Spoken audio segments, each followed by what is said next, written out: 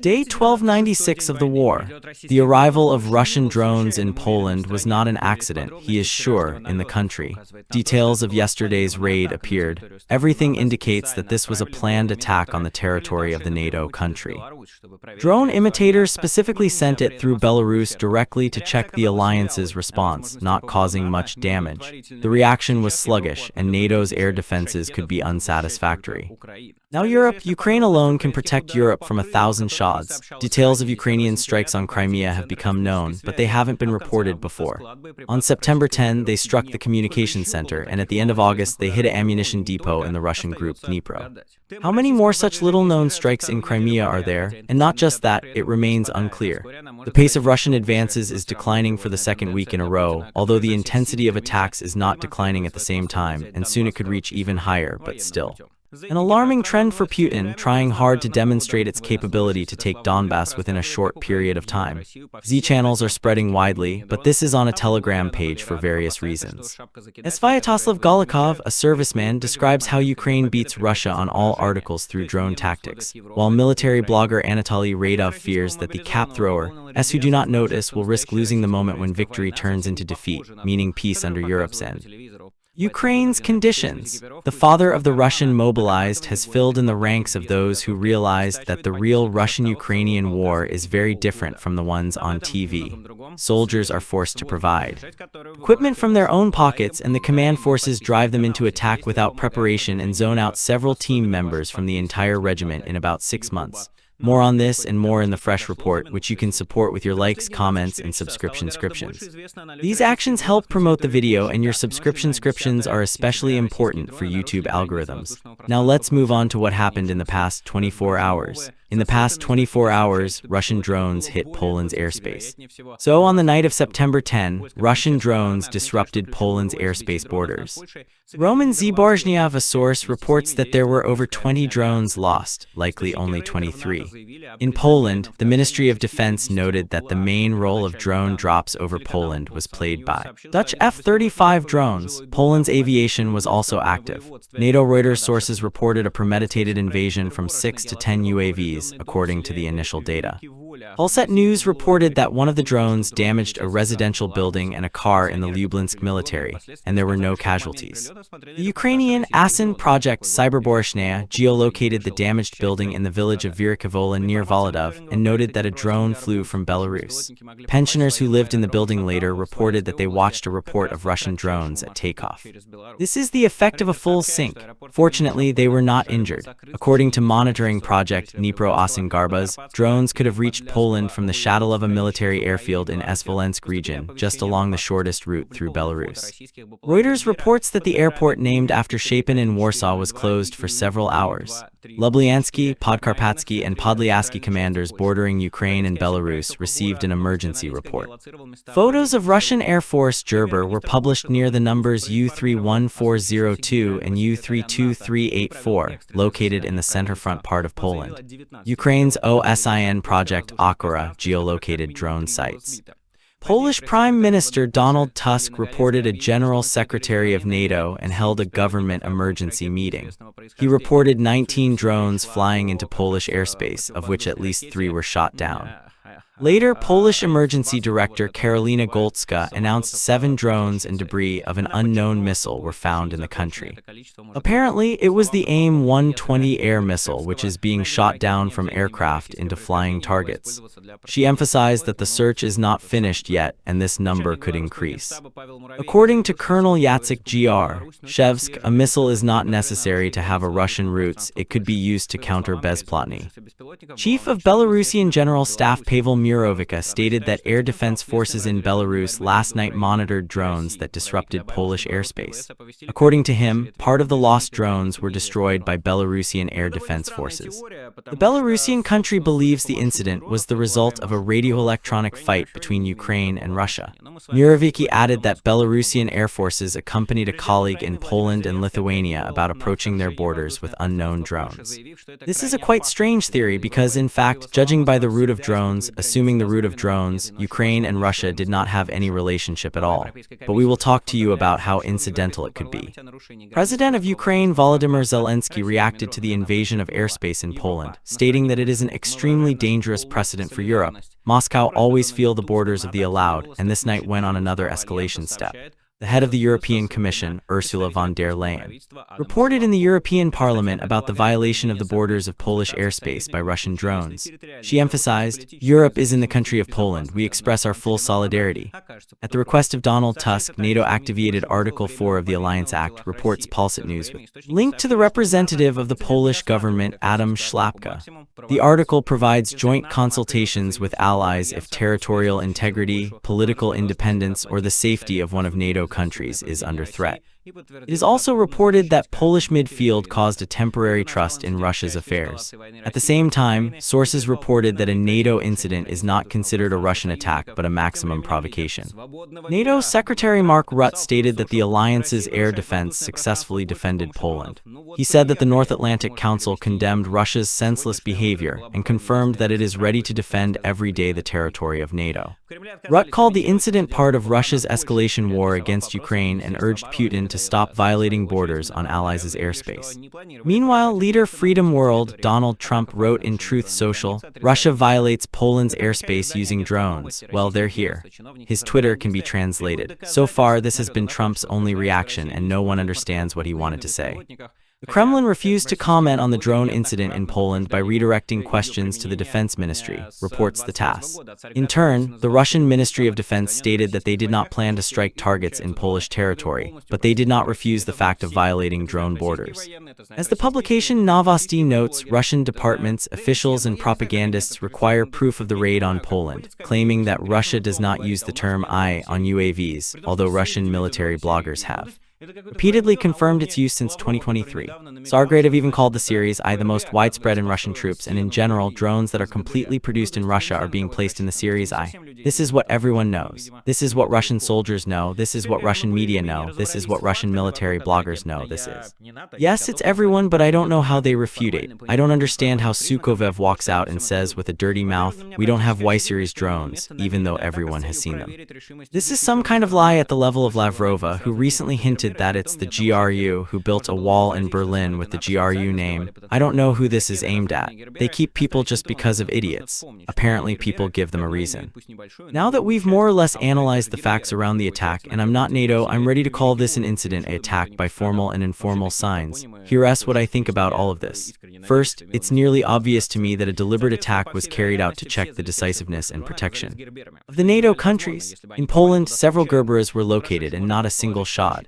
It's possible NATO aircraft deliberately intercepted potential dangerous shots, and reconnaissance Gerberas remained untouched, but it's worth noting that many Gerberas have long had, even a combat unit, and secondly, even a Gerbera. Without a combat unit, it would have been the village of Wirkuol, where no one was injured by a miracle. There are such nicknames in Poland that I personally sincerely hope that some action took place. So likely all drones that flew into Poland were with Gerberas, which is hardly possible if they happened there by chance. Well, okay, you can assume that protection from rapes on Gerberas is less than on Shaheds, but then again, why did they not fly into Poland in such numbers during previous attacks on the west of Ukraine?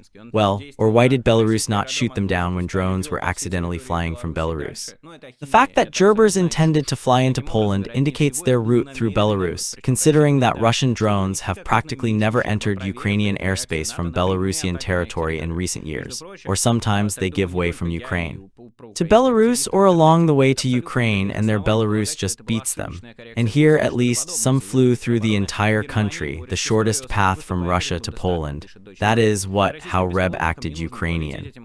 He acted on the Russian airfield from where they launched, led across all the territory of Belarus and further. But this is nonsense. This is absolute nonsense. Thus, it is most likely a deliberate raid and designed to cause as little damage as possible. Check NATO's reaction to direct attacks on its territory. By the way, I think not only I and pro-Ukrainian activists on the internet have any reason to believe this was a mistaken correction of the course or something like that, said Germany's Defense Minister Boris Pistorius while speaking in front of the Bundestag, writes Deutsche Welle. Russian drone operators did not need to fly this route to achieve Ukraine, quotes Pistorius's AFP. And in principle, this is already Poland's official position, notes head of the Polish Ministry of Defense Sikorski. Last night, airspace in Poland was disrupted 19 times by Russian-made drones. Polish CNK, VVS Poland and NATO are such that they did not deviate from the course but were aimed at the target. I had a conversation with U.S. State Department Mark Rubio, head of ESCA Kalos diplomat and BSE chairman Alina Valtanin. Poland actived NATO's fourth article. We believe Russian provocation demands further strengthening NATO's eastern flank. I know that Russia claims it's no proof those were Russian drones and even hint at a Ukrainian provocation. That's predictable. Loss end. Denial or the standard Soviet response. The Kremlin is once again laughing at President Trump's peaceful efforts. Everyone who says it was a Ukrainian provocation spreads Russian propaganda, writes Sikorski. Don't scare Poland, EU, or NATO. We will continue to support Ukraine's brave people. It's time for the Russian leadership to understand that the attempt to restore Europe's last empire is failed, he writes. In general, the reaction so far looks quite sluggish for a situation where 24 hostile country drones enter your airspace. No threat of response measures was established, but that's despite the fact that it's most unfavorable for Russia to add direct opponents to the current war. That's exactly why, apparently, Shaheds flew into Poland. From a NATO point of view, the alliance worked well, assuring Poland and other Eastern allies of their decisiveness to protect the border, which is evidenced by the joint work by Polish-Netherlands aviation. From a policy point of view regarding Russia, it is doing poorly, effectively providing new ones, maybe even more serious attacks in the future. And that's very poorly, because, as it turned out, NATO is not ready for the truly massive drone raid. In total, 19 drones were shot down, or 3 or 4, or compared to the same night, 386 of the 15 Russian drones were shot down and suppressed. You could imagine what would happen if these 415 drones hit objects in Poland and other European countries, and a few nights in a row.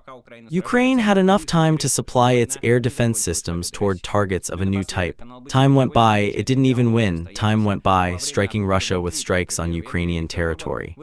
At that time, most of the domestic Iranian drones were flying over Ukraine's territory dozens of times, and not every day. In NATO, there will be no forum like this, which means that in case of war, you immediately have to go on escalation, like those who don't like drone strikes on Russian airports and depressing Russian air defenses, all under drone waves over their own airfields. Oil depots and ZRK positions. It turns out NATO is at security only as long as Ukraine fights in their interests so that the war doesn't end in Russia's victory. Finally, the Bytely channel provides a remarkable dialogue which occurred during occupation Twitter. Hungarian Prime Minister Viktor Orban expressed concern about Poland's solidarity in violation of its territorial integrity. In response, Poland's foreign ministry head, Radoslav Sikorski, urged Orban to escape the border, i.e., stop capturing the observers' positions, unseal EU funds for defense, impose sanctions against Russia, and end the Veta offensive on the EU.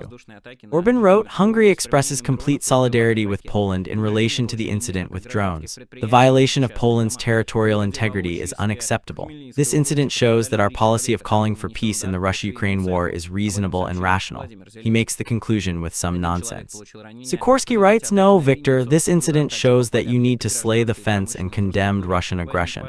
We ask you to unblock the expansion of the EU funds for defense, admit harsher sanctions against aggressors, and end the Veta offensive on the EU.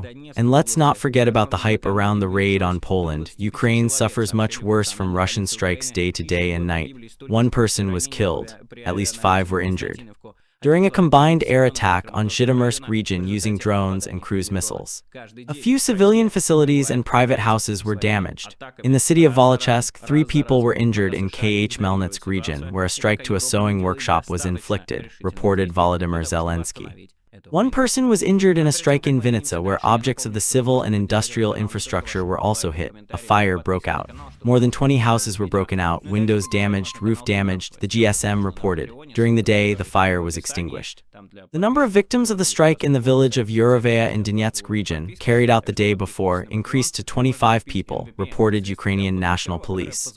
Another 2 people died and the same number were injured in a plane strike in Konstantinovka. 1 person was killed in Semenivka, Kramatorsk district, resulting in a drone FPV strike.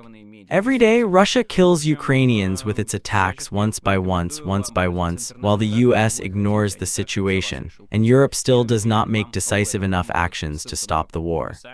There are different bonuses for Patreon viewers, depends on your level of subscription, so subscribe to Patreon and you can also buy NVPN. This is a tool to bypass blocking that allows you to bypass blocks, watch YouTube at normal speed, use Twitter, Instagram. Call via WhatsApp and Telegram, as well as call your relatives, go to Discord and blocked media resources. In general, I recommend you to use the internet in every way you want and not as Putin decided for you, and NVPN will help you with this. The link to the purchase is in the description. Well, in Russia, it is still legal to buy VPNs and use them. Well, we are moving on. You can treat JD Vance differently. Personally, I consider him to be no less destructive than Trump, no less incompetent, but at least his position is consistent in resolving the Russian-Ukrainian conflict, which he once again voiced. According to the US Vice President, the current round of questions is limited to two main ones, one of which is territorial. He says the Russians want roughly 6,000 square kilometers, referring to unoccupied Donbas territory which they have not occupied by military forces. Ukrainians, in turn, want guarantees of security because they need confidence that if they make a deal, the Russians will not return after several months or years, demanding more, said JD Vance. To the surprise, a rather clear description of the situation, and from it is just clear why no deal is now possible. Russia does not control the territory it claims. Vance, though, makes no conclusion, apparently counting and promoting the US position as the watcher. All the time, Trump made a troubling but apparently unpredictable proposal for European negotiations. Sources for Financial Times report it. Then the American president is ready to raise tariffs on Russian oil buyers by up to 100%, even for China. If he does the same on Thursday, there was a talk between the US and the EU, through which the President Donald Trump spoke on the phone, raising tariffs on major Russian oil buyers, including India and China, by 100% if the EU is taking similar measures, reported almost simultaneously. The EU, through which the President Donald Trump spoke on the phone, raising tariffs on major Russian oil buyers if the EU is taking similar measures, reported almost simultaneously. AFP and Financial Times agency links anonymous sources in the US administration, which was motivated by the need to reduce Russia's state profits for funding. War with Ukraine. Trump increased in August the tariff for India that sharply increased oil imports from Russia since 2022.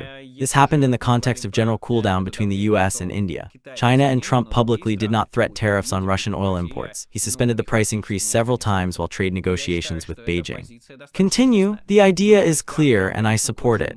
It seems to me that both the American and European markets together can force quite large players to refuse Russian oil purchases.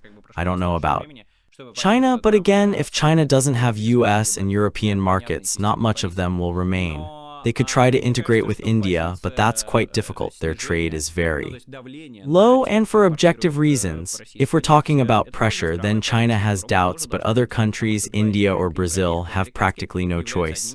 And I believe this position is quite honest. Yes, Trump is, of course, a coward, and I think every viewers will agree to this. Even those who supported Trump and said he'd come to Putin to care for his health, it already took him quite some time to realize that Trump is an absolute 3-0 without any clear, systematic policy. But I think that pressing those who import Russian oil is a pretty healthy position, and Europe should do the same, because two of these European and American markets are among the most significant on this planet, and together they can significantly change the situation. So I support this proposal, and we'll see whether Europeans will agree. But there is also objectively good news from Europe. On September 7, Germany's security forces carried out a large-scale operation against the cargo ship Scanlark, which moved along the Kilt Channel. Armed special forces boarded the plane and inspected the crew, suspecting spying and possible sabotage attacks, reports the German outlet SHZ. Until the Scanlark codec entered the Kilt Gultenau, the watch platform and web camera channel were turned off. Later, divers who spent several hours investigating the ship's core were connected to the search. The newspaper killer Nacke then claims that materials were found on board during the search, confirming the suspect was a spying. The police started the assault on about 16:00 on Sunday and continued the search until Monday, detaining crews and covering access to the ship from the coast. According to the prosecutor's office of Flensburg and criminal prosecutors Schleswig-Holstein, there is serious investigation that on August 26 a drone was deployed from Scanlark. He allegedly flew over a military ship from Germany, aimed to collect intelligence and video recordings. The Scanlark ship is a 40-year cargo ship owned by the Estonian company Vistashipagent. It flows under the flags of St. Vincent and Green One, which devoted itself from Rotterdam to Finland, according to Tauchlicherhaften Bayer.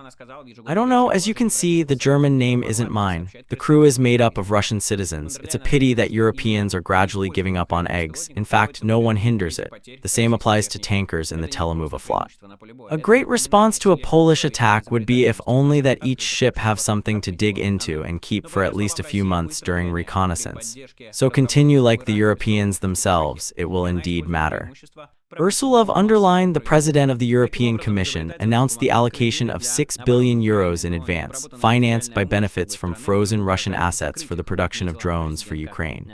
This was stated by the European Union's position in the European Parliament, according to the correspondent, European Truths. Ursula von der Leyen noted that more than two-thirds of Russian equipment are used for drone use in Ukraine. This is not just an advantage for the battlefield, it's a reminder of the strength of human inventability in our open societies, she noted. But in her view, Russia is quickly reaching out to support drones developed in Iran, like the Shaheds, and uses the advantage of industrial to mass production. Thus, inventability has helped open doors for Ukraine's defense, but unindustrial power, on the other hand, could threaten to close them, the European Commission president noted. According to her, the EU can use its industrial power to support Ukraine in the opposition to the use of drones. We can help turn Ukraine's inventability into an advantage on the battlefield and joint industrialization. That's why I can also announce that Europe will allocate €6 billion as advance from EU loans and will join the Ukraine Alliance of Drones, von der Leyen stated. Ukraine has inventability, now it needs scale, and together we can provide it so that Ukraine retains its advantage and Europe fortifies its, she added. If plans are coming true, then that's wonderful news. No, not so much, wonderfully. Zelensky said a lot that Ukraine is ready to retake Russia many times more by drone numbers, only in terms of funding. Since the budget lacks funds for state defense orders, he called that number €6 billion. For your understanding, the scale is tens of millions of simple FPV drones or 30,000 long-range drones, although probably even more. An addition to the order that already exists would make Ukraine's advantage in UAV areas unwavering, and not just in quantity, but in quality, as some of these funds could be used to develop new and completely old models. It's wonderful that the EU is helping Ukraine in exactly the areas where it will have the greatest effect. Insider channel .shbon reports immediately about two strikes on Crimea that passed past the media Telegram channel's attention. On the night of September 10, the channel reported a strike on a 40th Command and Reconnaissance Complex in the center of long-range communication in the Russian Armed Forces, Military Unit 814-15 Vitin, located in the village of Vitin, Crimea. It is likely that the strike was carried out by two jet drones. As a result of the strike, the building of the headquarters and the communication point were hit. Unsuccessful work by Air Force Pantsir S-1 was noted. Also, after the strike, a reconnaissance drone was observed over the settlement, which recorded the result of the strike. Two objects were hit in the video, as well as at the end of the flight video of the jet target. In addition, the channel provides another video showing a missile attack on artillery warehouses of the Dnepr group of troops located in the settlement of Solnechная Dolina, Crimea. The strike occurred on the first half of August 2025. SHBON clarifies the document. Once again, the question arises, how much more about Ukrainian strikes do we know? It's because they are being carried out in a small-scale area, while Ukrainian military and special services, for some reason, prefer to stay silent about it. The situation near the salient, at the so-called Russian breakthrough near Dobropillia, is developing very dynamically. Usually, these statements describe a situation where no one can understand what's happening in one sector and predict the situation there. Here's how the Ukrainian military author describes the situation. Russians are trying to break through to the Kucherev Yar settlement, where their cut units are located, while these cut units are trying to break northward to Vesely. We don't really understand the plans for this sector yet. Moshavitz wrote about this yesterday, saying that the current Russian 51st Army continues advancing along the previous plan, despite what's happening around it, pushing it into an increasingly difficult situation. Overall, the situation there is a complete chaos, the officer continues. This chaos, the maneuvers of both sides, make the situation not as clear as it turned out recently. This situation is on the peak, the situation is 50-50, and time here plays not in our favor, unfortunately. The Ukrainian resource Okogoro is summing up its weekly statistics with data from the state and the Ukrainian General Staff.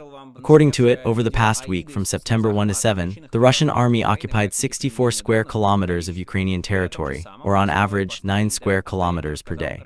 A week earlier, the Russians occupied 11 square kilometers per day on average, or a week earlier, 17 square kilometers per day. Overall, it's possible to note a trend towards some slowdown in the pace of Russian advance. If the Russians advance in the same way as last week in September, their advances will double in comparison with August. This is despite the fact that the intensity of Russian attacks does not seem to decrease, more likely the opposite. According to the General Staff of Ukrainian Armed Forces, last week's number of Russian assault operations even increased compared to the previous one, averaging an average of 153 per day. Here, the Siversk, Kramatorsk, and Toretsk directions in Donetsk region can be seen, where the number of clashes has increased from 17% to 625%, while in the Pokrovsk direction, restlessness remains. Recently, I told you about the video AID from the Special Forces Ahmed about the reasons for Ukraine's superiority in the tactics of drone use and in their quantity. Now about the same, based on the AID post, the Russian military officer Svyatoslav Golikov deliberately told, I will give his post a completely long one, but it allows an even better understanding of thanks to it that Ukraine surpasses Russia in unmanned sphere, despite having somewhat comparable volume of UAV production. Working in isolation is an area of combat actions, writes Golikov. Equipment, evacuation, rotation are provided to Ukraine basically on a systematic basis. This isolation directly impacts the possibility of effective offensive actions and the stability of defensive positions, plus opens up potential opportunities for counterattacks deep into Ukraine's defense forces. Additionally, Ukrainians have well-trained and widely practiced rapid maneuvering with high mobile resources, including primarily forming strike drones as the main airstrike tool, allowing them to concentrate fairly quickly on threatened areas as well as the possible offensive actions. A key role in pressing logistics to a tactical and operational tactical depth of up to 50 kilometers is played by strike drones. These objective conditions, for once are not for once, he writes, confirm the thesis that in modern conditions strike drones are generally a number of times capable of carrying out the function of the main means of defeat. The effectiveness of using strike drones and overall the drone component depends not only on their total amount and quality. These are, unquestionably, extremely important factors, but their primary meaning is to have a conceptual understanding of relevant and potential opportunities. The order of use of the drone component, based on which workshop structures are formed, schemes of countermeasures are built up, personnel preparation is carried out, tactical approaches are worked through, and technical decisions are being developed. The most important point is that the total amount and quality is ensured, along with appropriate equipment and technical support. Ukrainian drone and artillery high-precision weapons systematically work within the framework of reconnaissance strike and reconnaissance fire countermeasures, directly linked to air and radio electronic weapons. These very countermeasures were widely mentioned in pre-war Russian professional literature, but practice always seemed more complex than theory, i.e., close coordination of intelligence assets, and deals with a worked-out chain of targets before the strike is detected. A similar concept is called a kill chain. Let me add from myself, from the Russian side, Golikov continues, there is certain progress in knocking out reconnaissance drones in the midair, but this work is not yet scaled up. The systematic work to drive air forces into the low airspace, said Mavikov, and anti-drone and anti-battery combat stations has not yet been observed, Golikov complains. Ukraine's reconnaissance and strike countermeasures has more significantly improved its effectiveness thanks to advanced ground control stations, mass use of air raid rotations tied into a unified support network, drone management, and widespread use of heavy multirotators as airfields. We are quite far behind in terms of technical supply, and the issue of the critically important need to secure our troops with air raid rotations seems not to be fully reflected by the higher military leadership. Plus, the work on the deployment of the above-mentioned supply funds is still sporadic. The component of the drone interceptors is not developed as the air defense system in general. In addition to the isolation of the combat zone, Ukraine is also actively working to detect and deploy Russian UAVs and artillery systems. Moreover, this is especially so with the use of both strike drones and highly precision missile artillery systems, which directly refers to prioritizing the targets for defeat.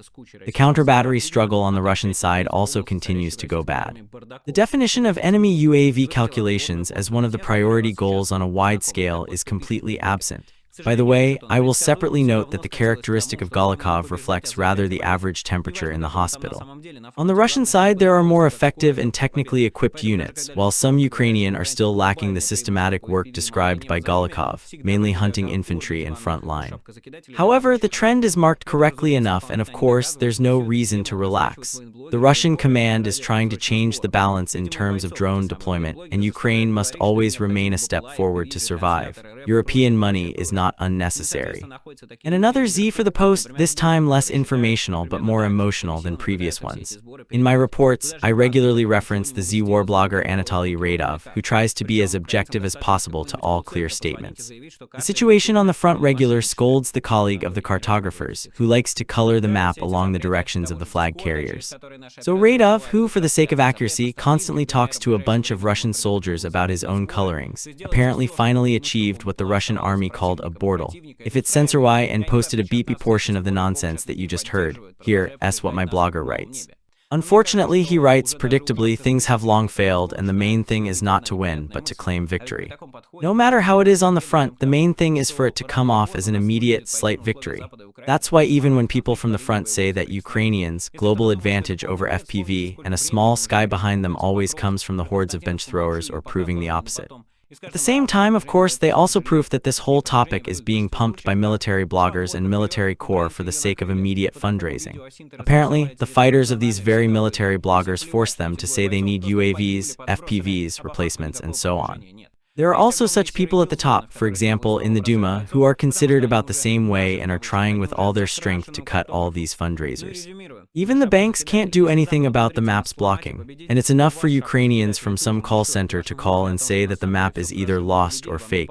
Be quiet, Anatoly, don't tell all the secrets. Next, all these prohibitions, the same Discord through which our UAV operators conduct transmissions. The ban on Starlink in the DNR will come soon, I think. Everything is done so that the UAV advantage remains with the enemy and the enemy is okay with it. And instead of us, they collect and support people, continuing to defeat us in the small sky. But it seems to me that even a hat picker, somewhere in the mind, starts to flail one unpleasant thought. And with such an approach, we gradually, from victory, reach the point where, sooner or later, we are forced to go into the conditions of West in Ukraine, that is, freeze the conflict along the line of combat contact.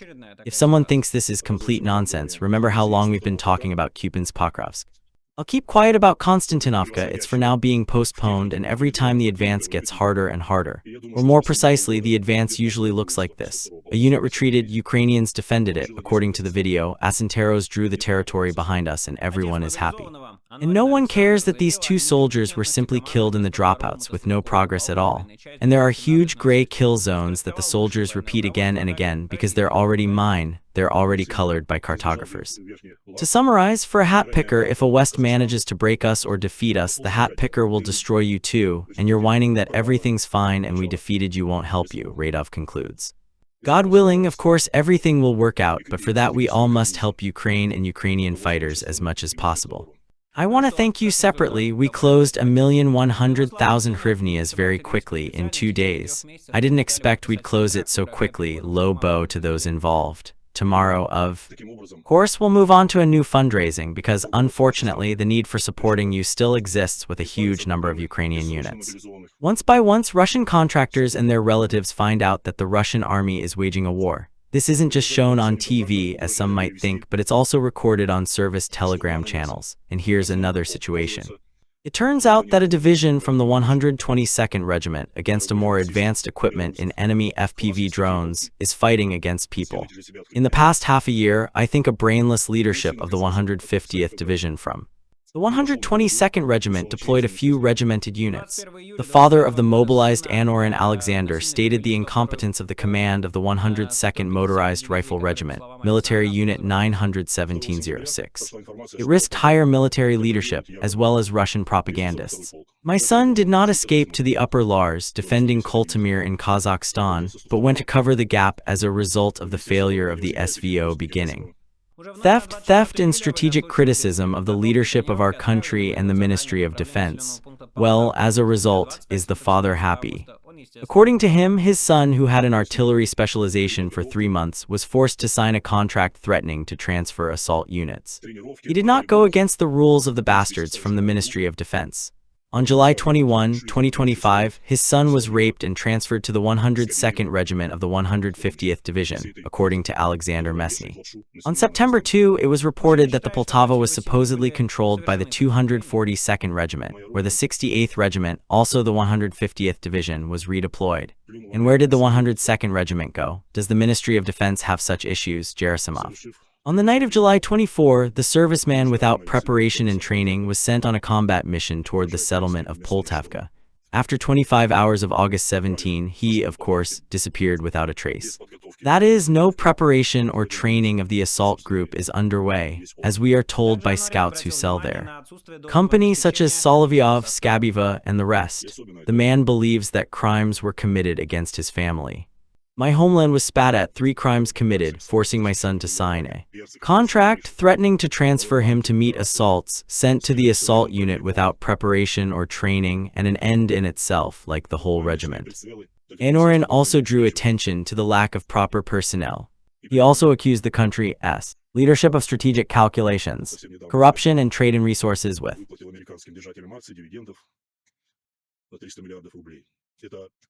NATO, stating that these cause massive losses for Russian fighters. Он также обвинил руководство страны в стратегических просчетах, коррупции и торговле сырьем с НАТО, заявив, что это оборачивается огромными потерями для российских бойцов. While our soldiers are fighting to the last, giving up their lives, parallel Russia in 2024 has already reached its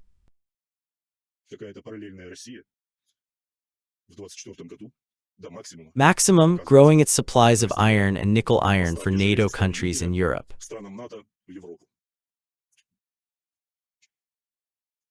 Those who don't believe look for the searchers. In the 2024 military year, this is exactly what happened. But do you know that without nickel there's no armor? Iron is needed for production of armored vehicles. Maybe Solovyov Shlayuks will ask the question, why Europe, where economic collapse was needed more than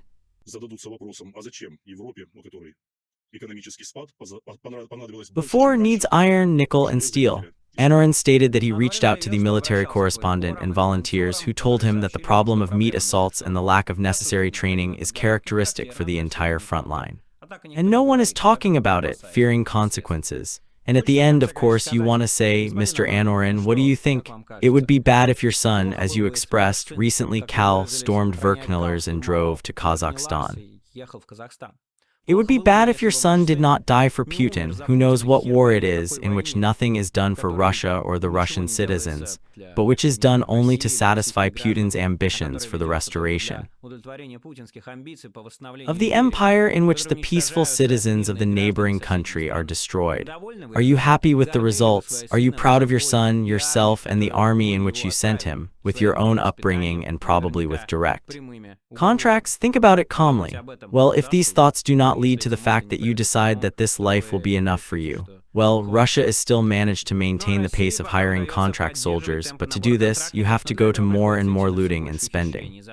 40,000 rubles for recruitment for the war was paid in the Irkutsk region, the publication People of Baikal reports. As said in the administration of Asulia Sibirsk, the local resident, you can get money if you convince a civilian who has doubts, if you help him determine. It is not obligatory for a military command to come with a volunteer, the staff of the local administration clarified. It is enough for him to write 2 statements when signing the contract for the military future and specify who convinced him to come. In 7 days, this social pay will come to his account as a volunteer. At the same time, the pay is for those contractors who will go to the war and those who remain in the military units of the region. To the people of Baikal, this information was confirmed, and now any contract soldier can contact any of their relatives, like a person who convinced them to sign a contract and increase their family budget. At the same time, the temporary pay for signing the contract in the region is 1.4 million rubles. In March of this year, it was immediately increased by 2.5 times. Earlier, people of Baikal wrote that payments for recruiting contract soldiers live in the Baikal region. There, they pay 50,000 rubles for it. In the city of Labitnanj in the Yamal-Nenets Autonomous District, 28-year-old military unit 78568 Milorov in the Asturian region, Fedor Salander is suspected of beep of a 12-year-old local student. According to sources from Astra, this happened on September 6 in his apartment. A criminal case was initiated. In 2015, Salander was tried for murder, according to data from the leaked bases. The man was released from the colony in 2023. Here she is, the Russian elite. We are constantly watching her. She plunders, rapes, and kills. She does it in Ukraine and does it on the Russia territory. These are the people who are exalted by Vladimir Putin. They are the ones who were given weapons and learned to kill. They are the ones who were convinced of their own inviolability and the opportunity to play God, to decide who to live, who to die, who to be raped. This is the society that Vladimir Putin has created. This is the society that will continue to go its way so that it does not happen further, unfortunately, because these 500,000-600,000 Russian soldiers who will return home will not go anywhere. They will begin to rob. Beep, kill in the Russian Federation. And this is the price that Russia pays for the strange, absolutely unthinkable idea that it is necessary to destroy the neighboring country. Stop supporting it, stop paying it the price, stop being the one who sends its children to graves, thinking it's someday shameful to avoid a war. This war is not domestic, it is not defense-oriented. This war does not need Russia in any way, and the one who participates in it, he's the traitor to his homeland, he's the traitor to Russia, he is the one who violates his oath. This is a very basic and clear understanding that should reach everyone. If they are forcing you to go to the Russian army, right, get out of the forest. If you're already there, right, get out of the forest, they'll help desert you. Don't turn into killers, don't become dead, don't lose your loved ones. This was Michael Nacke with you. See you soon, all the best, goodbye.